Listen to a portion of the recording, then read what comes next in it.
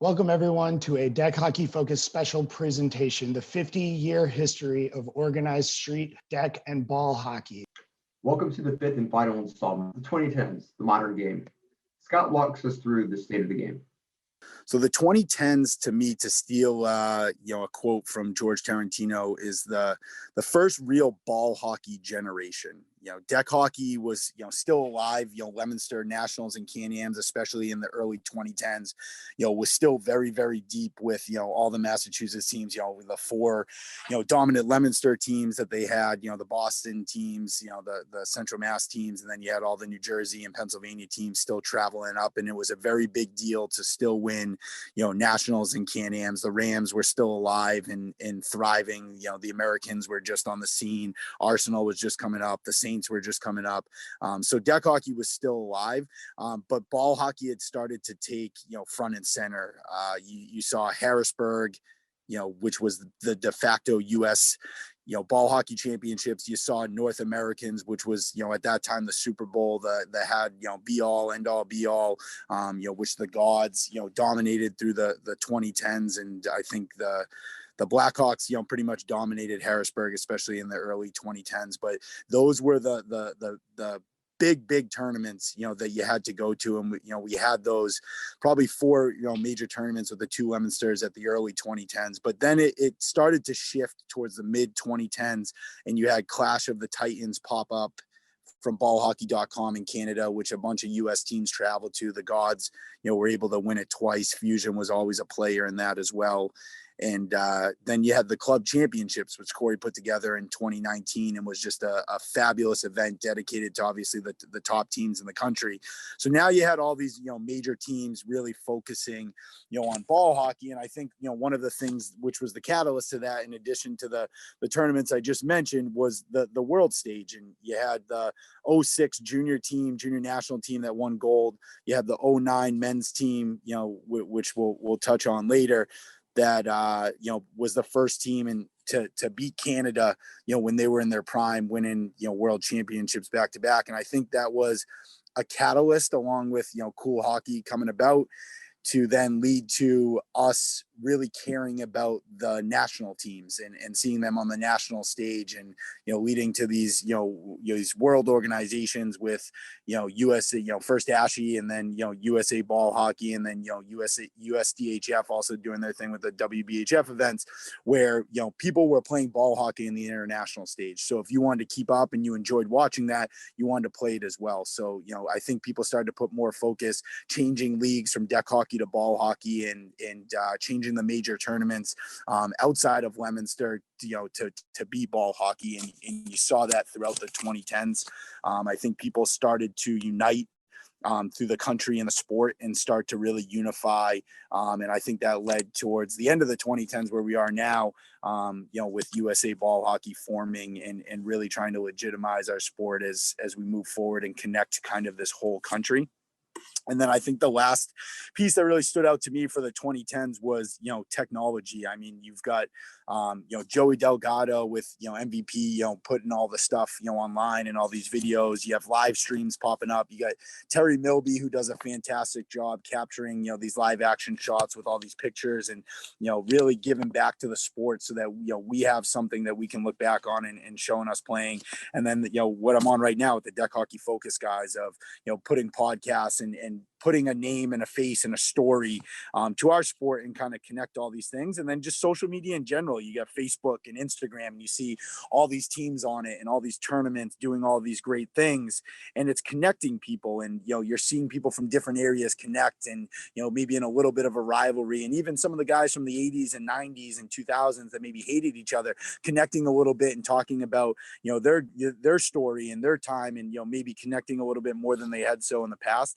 I know the old timers will tell you that this took a little bit away from the sport, as the top players connected on the world stage and connected on social media.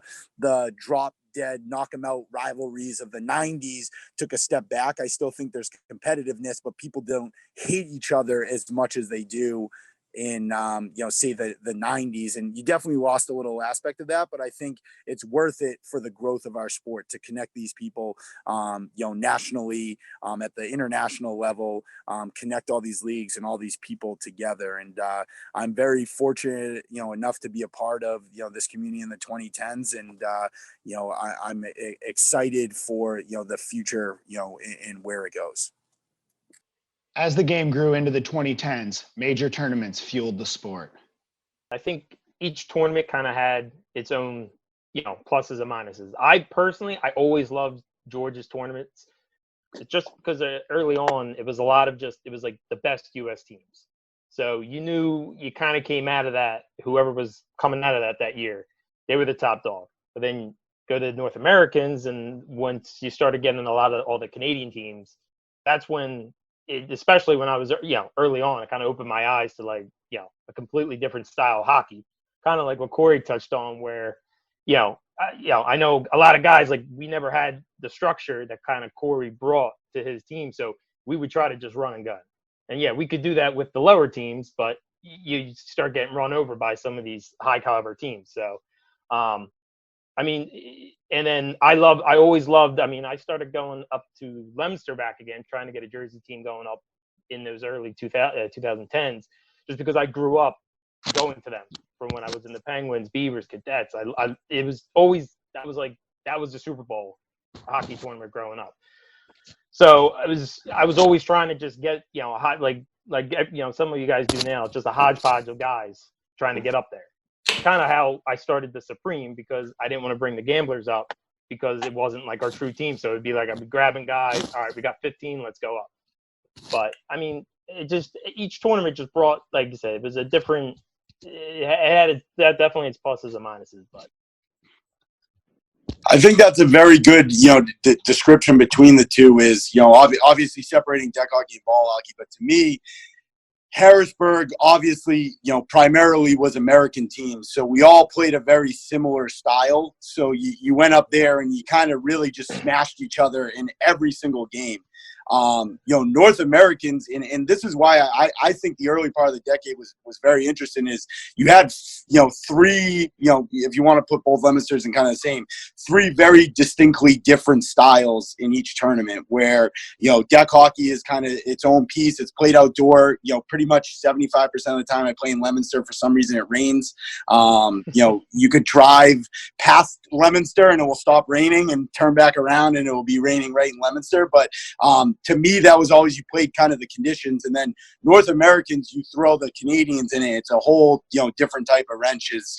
You've got to adapt to all these different styles. And to me, that was entertaining as well, because, you had so many different abilities and style of play. And I think we were very similar to you guys, where we just put our head down and keep running into a wall, and we were hoping it would work, but unfortunately it didn't. And I think that's why Cory had a little bit better of a strategy, I think, than all of us, and obviously some great players as well. But very unique and interesting to all those. And I think that made it a very pleasurable experience. I think from how you were organizing your teams at the early part of the decade. For me, it was, all right, let's go to these four. And I certainly like I said, I loved Cory's club championships and I loved Clash. But now, as you start getting into more tournaments, you've got to kind of pick and choose, how you're going to set these up. Unfortunately, it's hard to go to all these tournaments with a full squad, so you're kind of playing everything out. But back then, it was almost like the 3 or 4 different majors, and I think it made it, obviously very unique. Yeah. With the big difference to me about ball hockey and deck hockey is, if you walk in these times right now, if you walk into a ball hockey tournament without a track team in America, you probably can't win. I mean, that's just the way it is now. Very different game than deck hockey. And when you were talking about the, playing against the Canadian teams and North Americans and how different it was, I remember talking to the coach of the Metro Rangers, and I was like, you guys are so distinct. It's so weird playing against you guys. It's so hard to figure it out. And he said, we go through the same thing with you guys. Like, it's an adjustment for them too, because we're just, very different style of play in America. Yeah, and if I could piggyback on that too, I think I've always said that the center line offsides, 5-on-5 deck hockey, something we all grew up playing. Leominster, Mecca, I say it all the time. The atmosphere there was incredible when we used to take kids up there for cadet. Just the people that were there watching the games and their love and their passion for the sport. You got the grills going. You just got the history around you. You can feel the aura.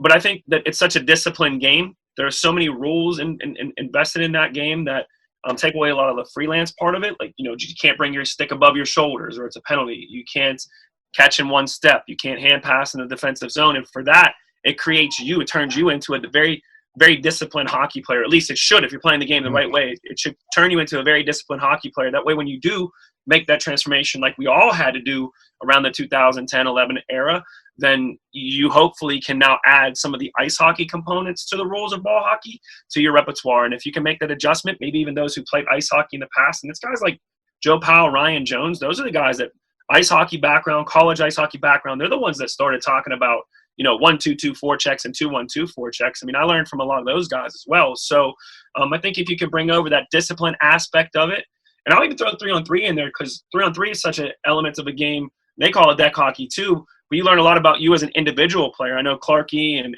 I know Mock's not here, but Shaq, they could tell you learn so much about yourself as an individual and how to play defensively and how to possess a ball. So mix them all together. I think ball hockey kind of brings them all together just because it is very close to the highest level of competition now, and I think that's why it has caught on. But yeah, Dak, you can't – I'd be remiss if I didn't talk about the discipline that it instills in you as a player and as a teammate. That's a good call. George, now for guys who are maybe going to watch this who played in the 90s or even the early 2000s, how would you say to them this game now that we see in the 2010s compares to maybe the game that they played in the 90s? It's the game today is more athletic on the big rink, and it is refereed a little differently. The game in the 90s was rougher. It was meaner, rougher, more kind of you needed like a Bob Probert on your team, and now you need a track team. I mean, if you go out there on the big rink and you don't have a guy who's prepared to play, it's going to show. It's going to show. He's going to be a weak spot on that big rink. That is the biggest difference. Getting used to the offsides rules isn't that hard. I don't think it would take a team very long. But you really have to build a team differently. The way the game is refereed is different too. Ball hockey is just refereed to let more physical play go. So that's some big differences, I think. Yeah, kind of like what George said. Like I came up, started playing early 2000s, mid 2000s, kind of right towards the end of the era of like where the Long Island teams would come and just beat you down. The Boston Stars, a lot more physical. Like where I would say somebody like my brother, I'd be like, you'd never be able to compete back then. Where now, he's a star player, just because like George says, it's so much more speed now. Like those first couple of years, when I started playing men's when I was 18 or like that, you would just, you play Long Island and you would just get beat down all game. Younger kids, you just couldn't do it. Yeah, you're trapped out there on that little rink with these bigger guys that are real physical. It's very different than what you can get away with on a ball hockey rink. You could just flat out run away from people on a big ball hockey rink. In a decade focused on ball hockey, nobody dominated more than the Pittsburgh Gods. I think that in any sport, you just have to get lucky at times and get the right matchups. And I think we've been fortunate enough to have things work out in our favor when it comes to not just scheduling, but how, the ball really bounces on Sunday for you, whether it be a couple calls. But, we put ourselves in that position by trying to play good, smart, clean hockey and work hard and outwork the other. But I think everyone goes out there to try to work hard. I look at other teams that just struggled against Canadian teams and they couldn't get over the Canadian hump. While we actually enjoyed playing against Canadian teams, it seemed like our style of hockey, they didn't like to go against too much. It wasn't a run and gun. It was more of a slow the pace down and try to play a trap against them at times and force them to dump and frustrate them. And they don't like to do that. And I think when you get those kind of matchups on a Sunday, plays into your favor a little bit. And so for us, I really don't know. I don't know if there is a secret or anything like that. I think it's just that alone. Work hard. show up, be fortunate enough to have the roster that you can put together, and the guys come, they play, they prepare leading up to it, whether it's with their bodies or, just playing a lot of hockey so they're not rusty come the end of March, whether it be on Sunday or if they are playing in leagues. So I think we do consider, we like the size of the rink. I'm not going to lie to you. I think the Philly size of the rink helps us, plays in our favor too.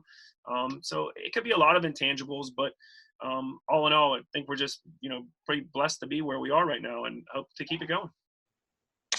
Who are the gods? The gods, Jesus. No, I never thought anybody would be that successful, especially with how the New Jersey teams were panning out. There were some really good young teams coming out of Massachusetts and, of course, Canada.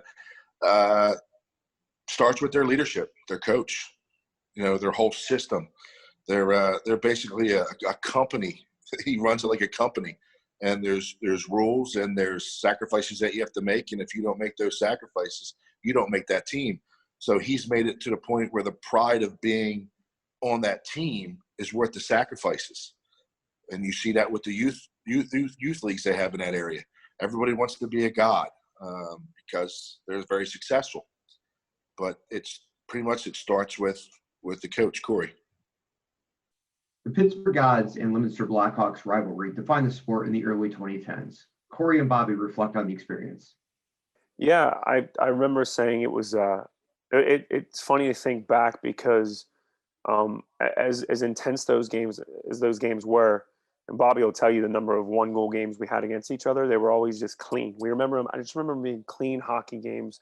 There wasn't a lot of dirty play. There weren't a lot of fights. There weren't people taking, liberties on others, or even a lot of trash talk going on. They were just good, mutual respect hockey games.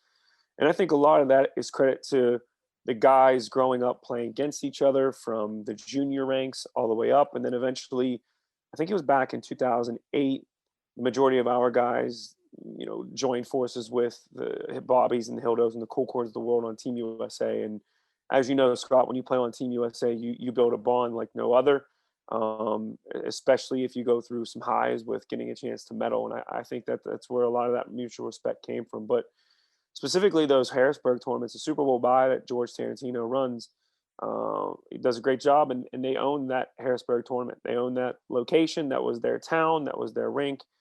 Even after, good friend Tyson passed away, I just remember them having even more reason to go out there and perform, and it was hard to beat them. They were a juggernaut, and they were so offensively dominant.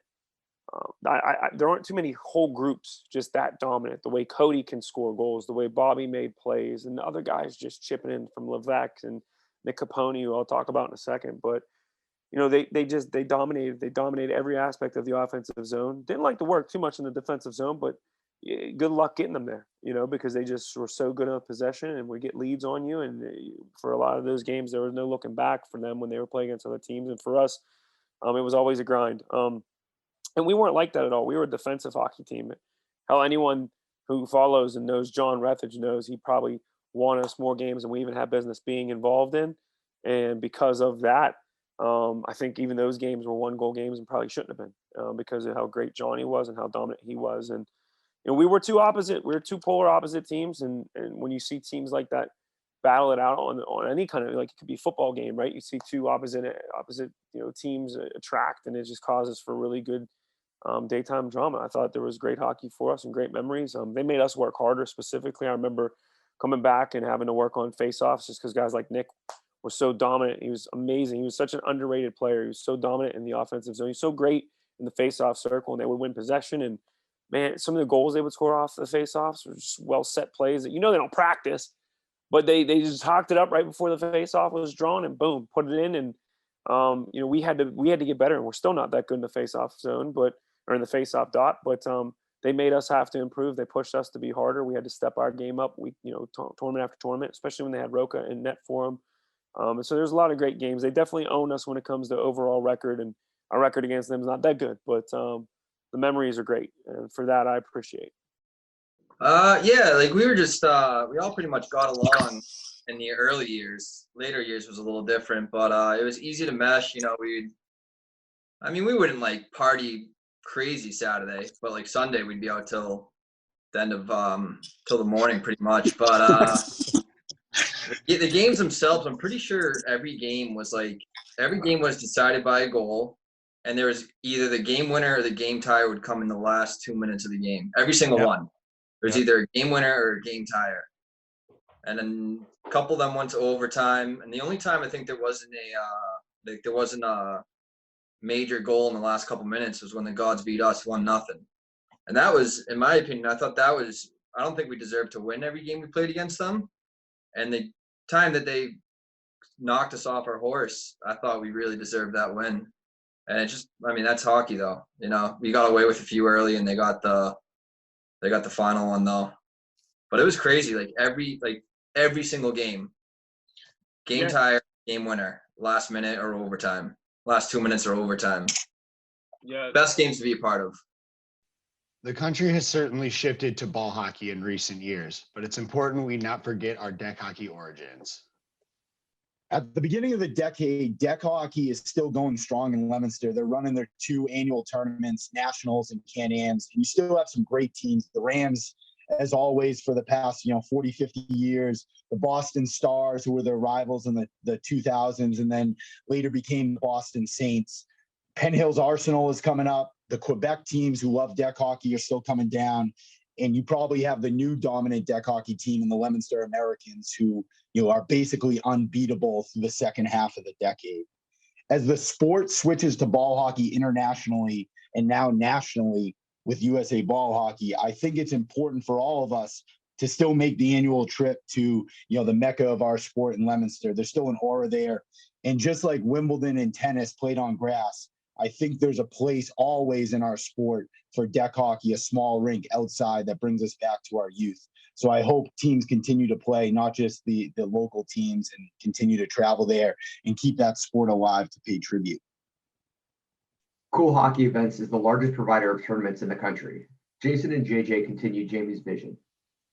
Cool Hockey Events was started before me. It was Jamie Cook that you mentioned before and JJ here. And they had, 2 events, the North American Championships, and the Beach Bash. And Cool Hockey started with the Beach Bash. It was Jamie Cook starting to run a tournament, to have a good time and get another event, get something down, down this area, kind of outside of Leominster or New York, and get, a fun time tournament.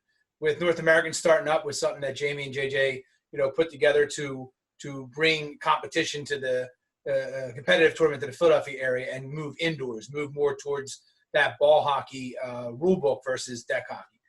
When I came on, I think in 2006 or 7, Jamie and JJ came to me about opening up a women's tournament, which was the Holiday Bash. And that was my first tournament ever. It was actually 15 years ago this December, I'm sorry, when my son was born, was my first tournament. That quickly, moved into 2 events that were geared towards women or lower men's divisions. And that was something else that JJ and Jamie kind of brought, like they wanted to get something that was geared more towards the lower divisions of hockey. Most of the tournaments that were around, in the 90s and early 2000s were A and B level stuff. And we wanted to get something into like the C and the D levels. So when Jamie was getting ready to retire, JJ and I got together and JJ asked me to come in and kind of be his partner with him at Cool Hockey Events, and we brought all 4 of the tournaments. What we do now is I think we have 10 or 11 weekends a year now.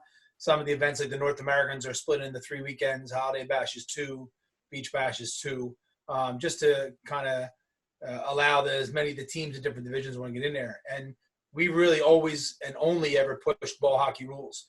Moving to the indoor rinks years ago, moving to the bigger rinks, it just really kind of made sense. And then after we got involved, kind of like 2009, when JJ was the head coach of the women's team and I was assistant coach, we saw the international game up close firsthand, and we decided that we really wanted to kind of push everything we did to kind of model that. And, if you're going to play the game, from a kid all the way up to an old man, you might as well play it like they're playing an international, just in case you're ever lucky enough to get out to that level.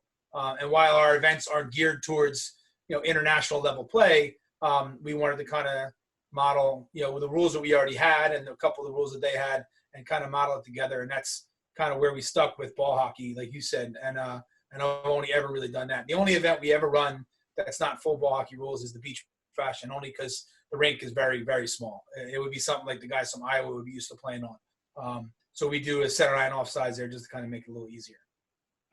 Yeah, well, regardless of what talent level you are, whether you're a D League player or an A League player, each player has a competitiveness to them that they want to compete. Now, the problem is when you put a D League team versus an A League team, it becomes unfun and not very competitive.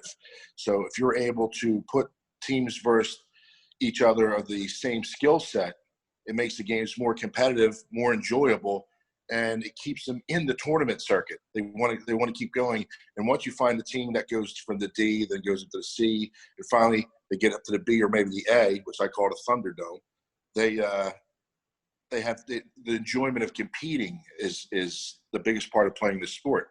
Anybody getting blown out, that's not fun. That's not competing. So, when you take that away and you put teams that can compete against each other on a regular basis, they'll keep coming back. Jason and JJ, reflect on their most memorable cool hockey events moments.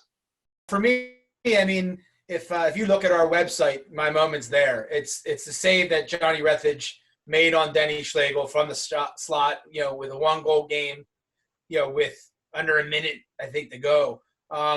The play was unbelievable, and the save that Johnny made, it's still something that sticks out, and it's something that I remember being there up top, standing next to Nicky Beard, with the DJ, getting everything ready, and everybody in the building, just did the ooh, and I didn't see it.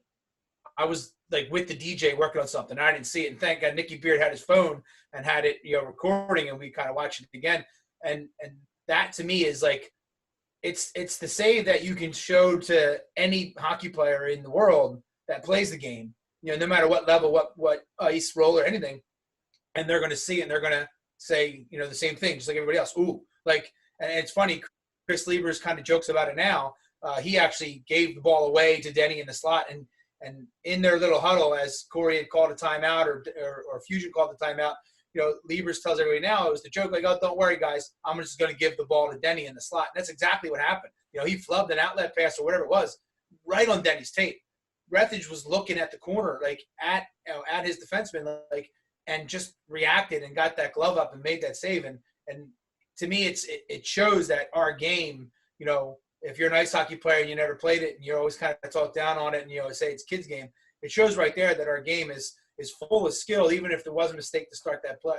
And it's the one that sticks out for me over anything else that we've ever had is that play. For me, there's been a couple. I'm going to have to go with Cody Wuerl's overtime snipe from the right side of the rink. I forget what year that was, but it was a back and forth game the entire game. And then I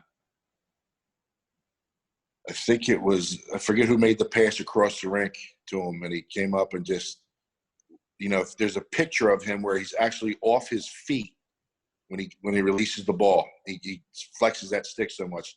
And then his reaction, he goes on a sprint. But that was probably it for me. The women's game experiences a resurrection. Alessandra and Jason reflect on a decade of dominance. Well, the women's events, again, my first event was 2008. So Jamie had ran the 2017, and he did that with some of the women that that were playing the game that he knew.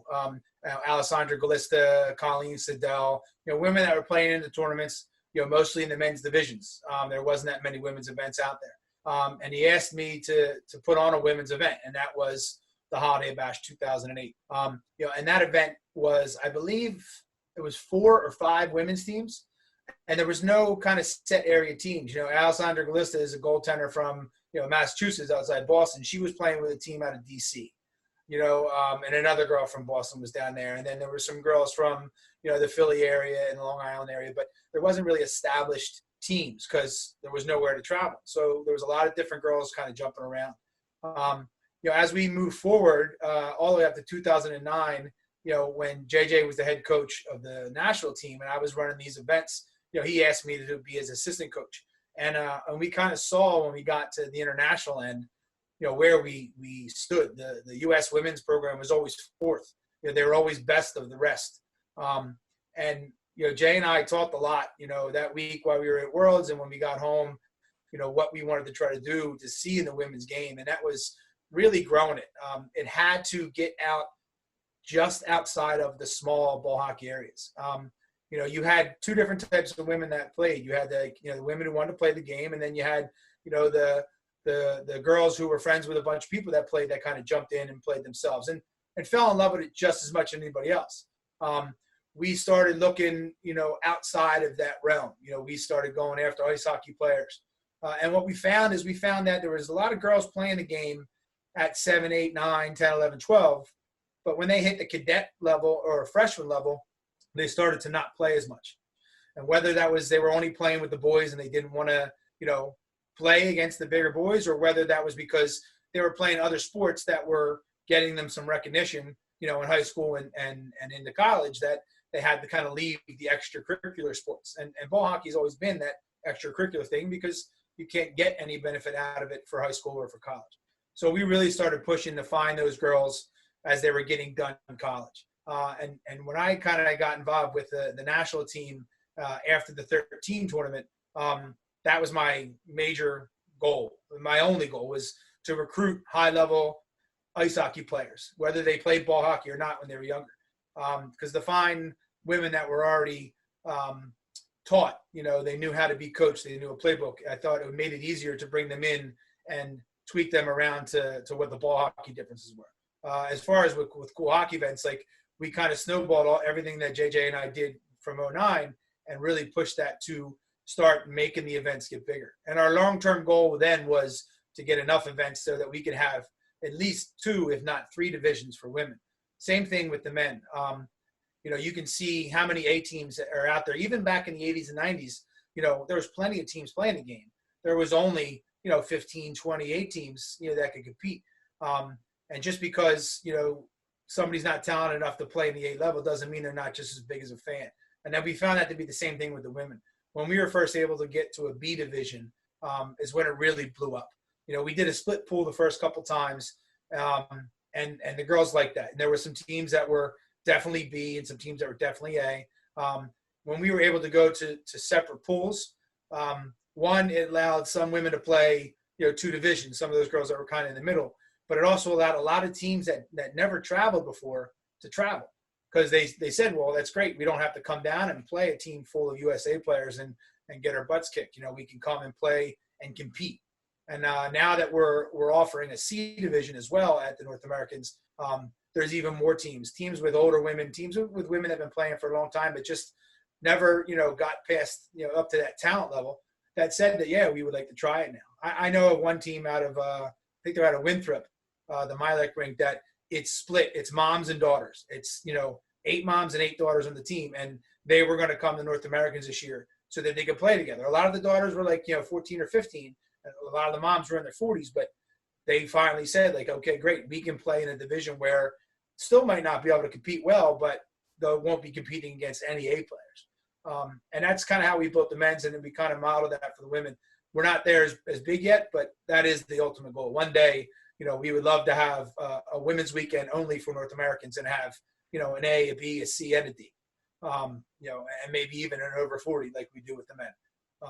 And that's always been the long-term goal of the women. I just feel it's taken a lot longer than it did with the men because trying to find the girls to get them playing again, from a sport that they usually leave, like I said, in their teens, has been the challenge. Now, Jason, talk me through, and hopefully, you can, touch on a little bit of everyone that deserves credit. Who were some of the major players, major pioneers behind the growth of the women's sport, whether that's, a house league, a tournament, or the international level? With my experience, Jamie Cook, being the biggest, that I know personally, with him starting that team up in 07 and GM in the first women's team. He really put a lot of effort and time into that. And kind of, coming from the men's side of it, he probably allowed other people to kind of open up their eyes to take the women a little bit more serious. As far as players and management and whatnot, Alessandra Gallista, I think is the number one for players as far as what she's done both playing and off the rink for building the game and spreading the word. I forget how. I want to say she's been on like a dozen national teams between masters and regular age. Every national team since the start of the program for the 18 to 35-year-olds, and she's doing it in her 40s. After her, Mario Halloran was the first GM after Jamie Cook before I came around, and kind of how she built the program up, getting JJ to coach in 09 and asking me to come in, and how she kind of helped spread it around was huge. A lot more women got involved, with Mary. Gina DeMauro was the captain and kind of, I guess, the assistant GM in that time as well. She used to bring a lot of girls out of Long Island that that didn't really travel and didn't really know about it. She kind of brought a lot of new people into the travel game. For a while there, it was kind of growing. We were seeing new faces, but the thing is that after so many years, we were seeing the same faces, which kind of just meant that there wasn't that growth. And so in 2015, we actually founded the United Women's Ball Hockey Foundation because of that reason. So we realized, there wasn't really that structure. There really wasn't a community. Like there were within our individual teams and maybe like where you lived. But even then, like the game was pretty small. So yeah, in 2015, we decided, let's make a true community. And our basic focus in that community, building that nonprofit, was to start a community, to bring equity to the game and to bring opportunity to the game. So prior to that, there were never any women-specific tournaments. There may have been in Canada. I think there were like some, but I don't know if it was like just isolated women's tournaments. But we wanted to say, like we want to run a women's tournament and have that be the focus versus, kind of like an add-on to, a men's tournament or a co-ed tournament. We actually added on co-ed to help bring the cost down and things like that to give women more of an opportunity. But the main focus was the women's event. And so that was the first time I think, that anyone had ever kind of done it like that. And I think that was huge. That was really, really beneficial, obviously, just to create more opportunities. Because prior to that, I think there were only two major tournaments a year and maybe a few small ones. But I honestly don't remember, having like the circuit that we have nowadays where, especially in the summertime, there's almost like an event every month, right? And so as tournament organizers, we're always trying to make sure we schedule around everyone's event, but we never had that issue before. And I think it's a good thing, right? Like, because now there's more opportunities for women to play. But one of the big things too is like the kids and the youth. And so that was another thing that really is hard because usually as a youth player, and so myself included, I was a goalie. So I felt a lot probably more protected, I guess, playing against the men because I was in net and I really didn't have to go physically against other players. I had to, physically be in good shape, but not like actually, race to the ball or go in a corner with a guy. So I got to play the game a lot longer, I think, because of that, because I was in the net. And so one of the big things is when kids turn 16 and then they have to decide, okay, I'm a girl and now I have to play in a men's league in order to continue. I mean, that's a big issue, right? Like at that point, we're losing a lot of players just because who wants to go up against a grown man, right? Like at that stage, and we're all competitive, right? So as a female athlete, I don't want to be looked at any less, and I want you to compete really hard against me. But at the same time, like physically, you also want to be able to go to school or go to work the next day, right? Like we love this game so much, but to a point, right? So I think that was a big thing that had been missing. So even in 2015, it was like, all right, let's try to get all these women to play and like, let's build this community. And it was pretty successful. And I think now our focus is the youth. And I know that a lot more girls, are playing in youth ball hockey and things like that, especially with I feel like a lot of people in areas have really invested in the youth game. And you see it a lot in Jersey, Pennsylvania, Pittsburgh, especially Long Island now. I mean, it's awesome to see this youth game. But then at that point, what do they transition to? And I think that's something that we're looking at as a community. We tried to add a U16 division to our UWBHF tournaments. It wasn't huge like we thought it could be, but we really didn't know how to reach all these girls. We're okay, all these girls are playing, how do we reach them? So it's a slow process, but just to talk a little bit about USA Ball Hockey, I think that's the cool thing that we're trying to do. So I'm also the assistant director of ball hockey at USA Ball Hockey. And with that, we're really trying to figure out where are these youth playing? Who are these youth, right? How can we get us all on the same page to then bring more opportunities? Because there are opportunities out there. We have, the U20 Team USA division. Other countries have U16 divisions. So eventually, we'll get to that point, but we just need to be all on the same page. And I think that that's a cool thing that USA Ball Hockey is kind of trying to do now. It's a lot bigger project than kind of what the UWBHF could handle. UWBHF is more about community and making sure that there's that, equity, like I said, and opportunity. So that group is kind of focused on that, but USA Ball Hockey is really focused on a much broader, scale of ball hockey in the United States, which is what we need. We need to know hey, there are these pockets. We found out there was a huge group of women playing in Iowa, and being a player that's played forever and one of the older players in the game now, I feel like I've met everyone in the game. And then to realize there's this group of, 100 players in Iowa that no one even knew about, that's so awesome. So I think it's super important to just have that, baseline of, hey, where are these pockets of players? How can we help them? I mean, I've been super fortunate to have awesome coaches and really great opportunities my whole career. And I really want to share that with other players. That's what's kept me in the game for a long time. And I want to be able to coach and just give them those same opportunities that I had. And it's out there, but I think it's just getting the word out there. And we've always kind of, been, I think, pockets around the US of playing and being super protective and loving of our sport, which is great. But at the same time, I think, loving the sport also involves sharing information and working together. And I feel like we're finally starting to turn the page and seeing that we're really, that's more important for the sport, right? Is just coming together as a community. So I think, the sport has evolved, the community has evolved. I think the opportunities have definitely grown. Like I've said, going from 4 teams in the division back in the day. I remember playing on three different divisions just so I could play more.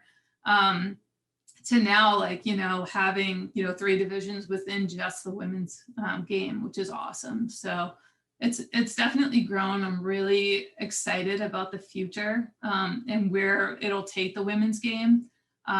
Really excited about the youth and opportunities that we can provide to them and keep them in the game. I mean, we've all gained so much from this game, and I'd love to see more girls and women really experience that. I mean, there's so many life lessons in sports. I know that, a lot of people talk about that, but literally, I've learned so much through sport. In 2015, the men's world team falls an overtime goal away from a gold medal. George Tarantino, Cory Herschk, and Bobby Housser relive this experience. Well, it starts. We had, in my opinion, the greatest coach the sport has ever at the helm. Good eye for talent. So basically, after we were done screaming at each other about the 25th man on the roster, it all came together. I was very adamant, if I was going to do this, that the team needed to be a team when it landed, not be a team Wednesday or Thursday as the tournament goes on and hope it comes together. So camps were a really big deal to me. we had a camp in Drake, Massachusetts, where we had a practice, we had a scrimmage. We all went to dinner together, and then we all slept in the rink. Casey Cochran let us sleep in the rink, and it really was a weekend that brought the team together and prepared us on the rink. Like, I can't stress that enough. So our first game that week was against Slovakia, who was, I believe at the time, the two-time defending champ. And we played well enough in that game that we won the game. It wasn't a perfect game, but we won the game. But I knew right then and there that we were a serious contender.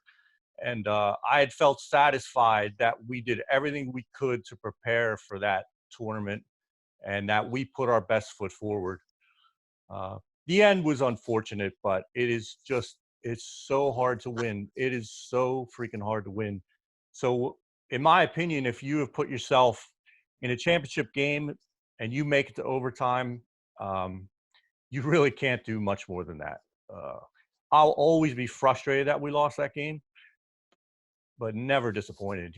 It was a good week. It was a job well done by a lot of people. I called our coaching staff and me and Mike Zambon like an organization, and I thought we did a great job of getting the right team there, getting them prepared. Cory did a good job of keeping everyone under control with all those pretty European girls around. Everything was as good as it could be. And I think that was the week that really cemented us as a power. Like, we were mentioned then with the Czechs, the Slovaks, and Canada. Like, that was the week where it became official. That's kind of a big deal, Cory, anything you want to add about 2015? Oh, God. Bob, you want to go before me? Bob, you want to think anything before me? We lost in overtime.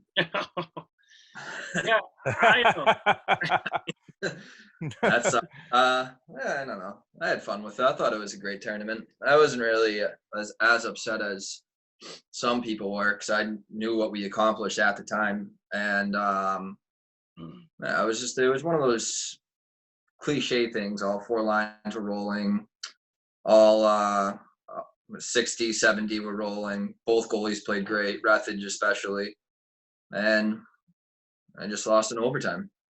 And we had a lot of chances in overtime too. Because I rewatched that game like maybe a month ago, and just the overtime. And Schlegel had a point blank chance. I had a semi breakaway, and Ruiz had a chance in the slot, and I think Haynes or someone else had like a solid chance too. I don't remember who it was. And sometimes it just doesn't go in. We controlled the play most of the time, most of that game. I felt like even when they came back, I felt like we were all playing really well. And I don't know, sometimes you just lose hockey games. Now, Cory, obviously, no one likes to, relive, losses or anything like that, especially guys who had as much success for you. But can you now, obviously, 5 years removed, look back on it and obviously, take some positives for the fact that, just 6 years earlier, like I said, we weren't even allowed into the A pool. And now, just 6 years later, you're in overtime playing, basically golden goal, sudden death, to win a gold medal and put obviously USA ball hockey, on the map so that now when we go to world tournaments, people know that, they have to show up ready to play and USA, ball hockey players can play the game at the highest level. Yeah, no, I'm super proud of what was accomplished by the whole, as George said, as Jorge said, the whole organization. We were lucky to have Bob join us late on that journey too, and so we wouldn't have been anywhere without the top end scoring, the role players filling in when they needed to fill in. As he said, all four lines rolling. We were the number one penalty kill going into the playoffs. We were the number one power play going into the playoffs. You name it, we had it all clicking, and thought we had it. I have no regrets. I mean, everyone's going to have what ifs if you lost the game and you want to reflect back on it. Of course, there's tons of things I wish we could have done differently late in the stretch, and comes off 2 face-off losses too. It's not like we had breakdowns in our defensive zone or gave up odd man rushes. There are a couple bounces we talked about earlier that didn't go our way that led them to actually tie the game and then win the game in overtime. When we had well-earned scoring opportunities, as Bob mentioned. I think there were 5 or 6 in overtime. So, I've got no regrets. I just know, as George mentioned earlier, how hard it is to get there, how hard it is to get back there, and to be that close. That's what hurt. That's what still hurts. But, I'm still proud as hell. I mean, even the 09 team, like that 09 team can leave saying, I don't believe, and I was just thinking about it, I don't think there's another U.S. team that ever beat Canada in junior or men's. I think that's the only U.S. team to ever beat Canada as far back as I can remember, going back to 05. I don't remember before that. But, I mean, I think there's pride in both that over Canada. I think there's pride in the silver medal. And now there's just, once again, the push to try to get back there. And hopefully that we do. As the women's game continued to grow domestically, Jason Kelly and Alessandra Gallista reduced the growth on the international scale. Well, again, in 09, when JJ asked me to be his assistant coach, when we went there and we knew we had some talent, we had some really good players. We had Lisa Box, Alessandra, Kelly Housser. And when we got there and we looked at the Canadians and the Czechs and the Slovaks, it was different. It was just a different level of hockey. And we talked a lot when we got home. I mean, a lot. We spent a good 6 months after we got off the plane really discussing, what we saw and what we thought, should happen. I was not a part of the team in 2011.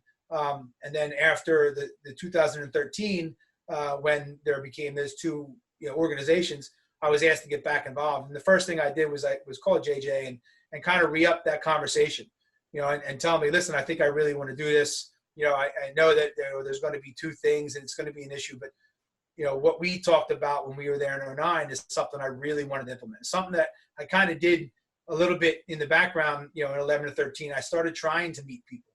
Nobody knew who I was in the ice hockey world. Nobody still knows who I am really in the ice hockey world, but I started to try to meet new players. I started talking to our girls who played and asking them, introduce me to your college, roommates, your college line mates, whatever. So when we got involved in 13, we spent a lot of time just cold calling, female athletes that played the game at whatever levels. And we found a lot of girls that, had played a little bit of ball hockey, like Erica Lawler, Julia Bronson, played at Dartmouth. We got her back when she was done school, and that was right after the World 13s. So she was involved, and we were getting ready for Switzerland, and she introduced us to Kelly Foley from Dartmouth, who was her line mate, and Lindsay. I'm drawing a blank now on Lindsay's last name. She was the goalie that we picked up for 15 for Switzerland. And when she came, she was lights out, and it was the first time that we kind of, had somebody that was going to, maybe step into that number 1 role over Alessandra, or Adele King, the 2 goalies we had before. And it kind of just snowballed, and a lot of that came from, like, up in your area, Scott, the Boston Sport and Social League.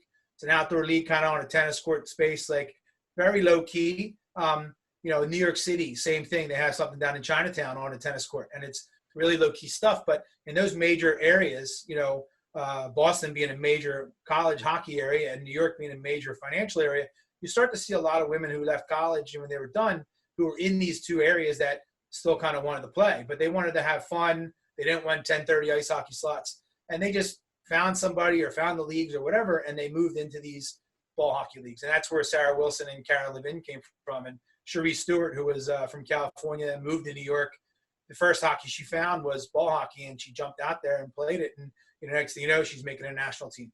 And the growth of what we did with recruiting was really there. I think the final piece was when we landed Gwen Lemieux for our head coach for 2017.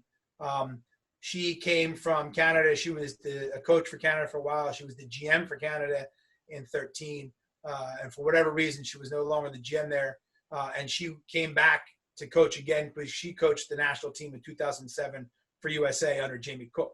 So some of the girls were still involved. And when she came in, the systems that she brought and the recruiting that we did with ice hockey players, I think became the kind of that mesh. And that's what I'd always wanted, someone who had studied for a long time, knew how to be coached, knew how to listen, and could look at, that system, that playbook, even if they didn't run that particular one, they could pick it up pretty easy because, they've done that type of stuff before. And when we went, in 17, it was there. You could see the talent, you could see everything. But there was one instance for me where I knew that we were going to medal. I knew that we were going to do better than we ever did before. And it was after a game. And I don't remember what game it was for some reason, but it was after a game we had just won. I was in the press booth and I came back toward the locker rooms and all the girls were in the tunnel, supposed to do their post-game stretch. Well, instead they were dancing around to Whitney Houston's "I Want to Dance with Somebody." And I just kind of watched, and I remember videotaping it, and I remember saying to myself, like, this is it. We're going to win. Like we're going to medal. We're going to get there. And that was because it was the first time that all 20 some odd of our girls were together. Every time we had gone before, every event that we saw before, there was a group from Boston. There was a group from here. There was a group from there. And they had their groups and they hung out together and they didn't mesh, like they were family, but they meshed. They were teammates. They hung out, but they didn't mesh like they were family. This was that minute. And I think that came from all the preparedness that we did. And after 17 was over, we got even a huge amount more of players that were coming out of the woodwork. I had 15 girls that played in the NWHL that all expressed interest in trying out for the 19 team.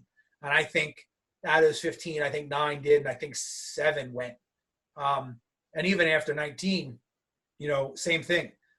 Each girl that played in the NWHL told me that she had 3 other girls from her team that were interested. And I'm thinking now, for Angelo Toronto, the new GM, he's got a shot at 25, 30, even more professional women's ice hockey players that are going to come out this time to try out for the next team. And I think that's just, exactly where the program needed to be. With the Eastern Seaboard maintaining a foothold on the sport, Chris Banks from USA Ball Hockey talks about the unification from coast to coast. Primarily, the sport has been just what you talked about, is in terms of any sort of organization, and that has been primarily in the Northeast.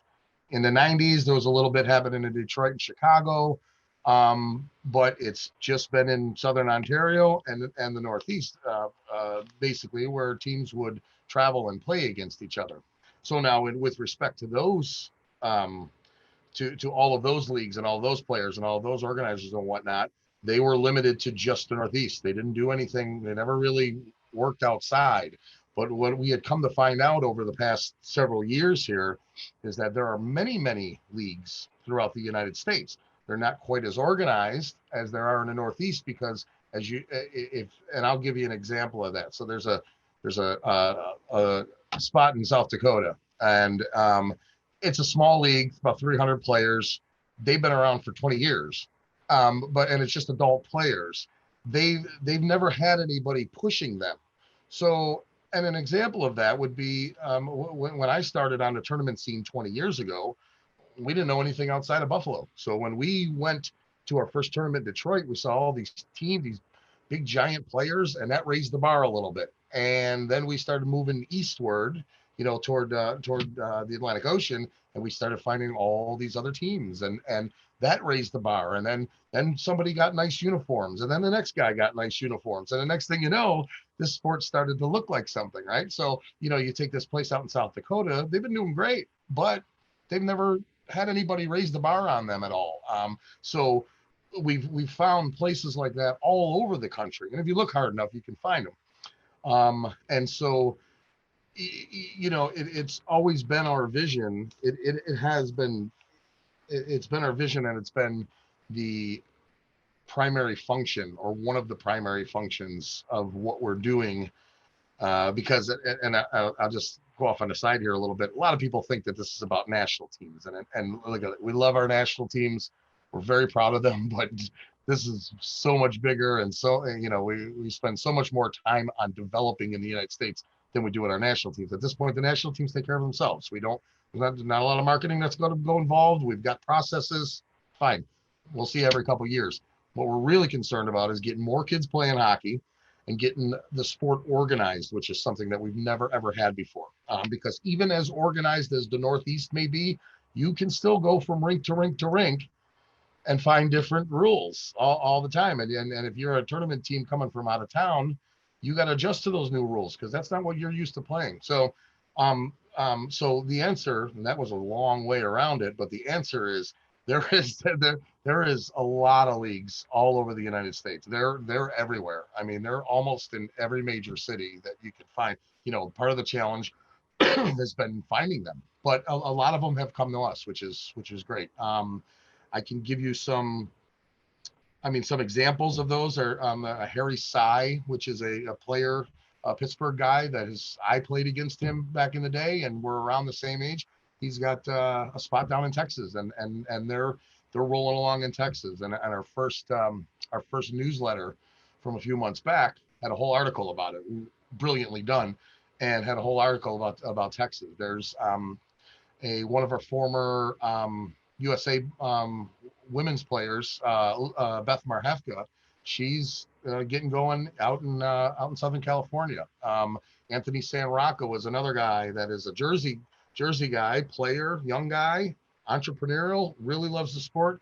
He's starting the National Ball Hockey League, and now he's just moved to Seattle. So he's opening doors up in the upper Northwest. So yeah, I mean, there are a lot of places that are. Chicago's got a contingency. Tampa's got a contingency. Orlando is on the verge of a contingency. There's stuff down in did I say Atlanta or Orlando? One of the two, but actually both of them. There's contingencies everywhere. So ultimately, what we've tried to do and what we're succeeding at thus far, anyway, is getting that common set of rules for everybody to play under. Through this 5-part series, we've seen the growth of the game from its infancy into the modern era. Chris Banks outlines the vision of the future. So in 2021, it's going to be more of a get all the leagues signed up that we need, that want to be part of this and whatnot. Get good at that process. Get good at at all the elements that are involved in that, and then beyond that, we're expecting probably someplace between 15 and 20,000 registrants in 2021. We'd like to be able to, in year 2, move up 25% every year, if possible. We think we can do it based on what we know and who we know around the country. We would like to our little longer term plan is to get enough card carrying members and registrants to be able to approach the USOC, the Olympic Committee. And what that would do for us, it would help legitimize our sport even further. There's a lot of qualifications that have to happen before we are even able to walk into that door, or even knock on that door for that matter. But we'd like to be able to get in position, and what that would require is it's 5 years of being a nonprofit. We're already a few years into that. We registrants, all the things that we're doing. Our insurance is world-class insurance. It's the same insurance you get at USA Hockey. All of our coaching certifications and whatnot, our coach and referee certifications, those are finished. Those are in the U.S. Copyright Office right now, pending the acceptance on those. So we've modeled ourselves after USA Lacrosse, USA Hockey, USA Soccer, and to do the things that they're going to do, because if we're going to bother knocking on the USOC's door, we have to have those parts in place. What that will ultimately do for us is being a member of the USOC will bring more kids playing the game. It's even further legitimacy. So we could dial up a grow the game day in any city in the country, and we would get support from the local NHL teams there. We would get support from any local ice hockey and sport establishments. That's really exciting. And we believe that we're gonna hit that goal. There's one other thing that I do want to mention, and what's going to help us get that goal is a partnership with a company called Empower Play Project. They're based out of Beverly Hills, California. They're a group both on the East and West Coast, and we've gained a partnership with them after a few months of getting down to the nitty gritty with contracts and whatnot. But what this company does is, well, I won't give you the boring version. If you're a person in the United States and you've played ball hockey in your life and you love it, and you've always wanted to open your own rink and and would always love to just be that rink owner. This is the company that's going to help you do that. Thank you for all the contributors who worked tirelessly to bring the past to the forefront. But as we conclude, we have an additional experience to bring. Scott, can you provide a sneak preview? We're going to bring you the 50 greatest players our sport has ever seen, chosen by the peers that saw them play. The players, the team organizers, the event organizers, they're going to come on and talk about these guys, give you a little insight onto the type of player they were and some of the memorable moments they had. So they'll be releasing in a few weeks here, and we'll release them 4, 5, 6 players at a time in weekly episodes. So let the debate begin.